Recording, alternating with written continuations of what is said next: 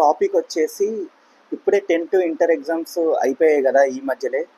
So వాళ్ళు ఇప్పుడు ఎందులోకి వెళ్ళాలి అంటే, నేనేం ప్రొఫెషనల్ని కాదు, నేను జస్ట్ ఒక టెక్నీషియన్ని మాత్రమే, ఏసీ టెక్నీషియన్ని. నేను చెప్పేది ఏంటంటే, వృత్తి విద్యా కోర్సులు తీసుకుంటే కనుక తక్కువ మార్క్ వచ్చిన వాళ్ళకి చాలా బెటర్గా ఉంటుందని, కాంపిటీషన్ ఉన్న కోర్సులు సైడ్ పోకుండా ఐదర్ కామర్స్ సైడ్ వెళ్ళడం కానీ, అంటే ఆర్ట్స్ గ్రూప్లకు వెళ్ళడం కానీ, లేదా వృత్తి విద్యా కోర్సులు అంటే వొకేషనల్ కోర్సెస్ సైడ్ వెళ్తే మాత్రం చాలా బెనిఫిట్ ఉంటుందండి.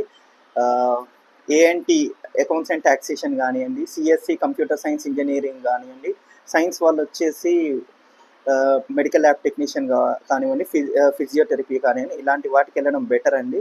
లేకపోతే ఐటీఐ తీసుకున్న చాలా బాగుంటుంది. ఇందులో కంగారు పడి జాయిన్ అయ్యేదానికన్నా ఇందులో మార్క్స్ తక్కువ ఉంటాయి, ఫీజు తక్కువ ఉంటుంది, అయిపోగానే జాబ్లో జాయిన్ అయ్యే అవకాశం ఉంటుంది. తర్వాత కూడా ఫర్దర్గా మనం స్టడీస్ కంటిన్యూ చేసుకోవచ్చు. సో ఒకసారి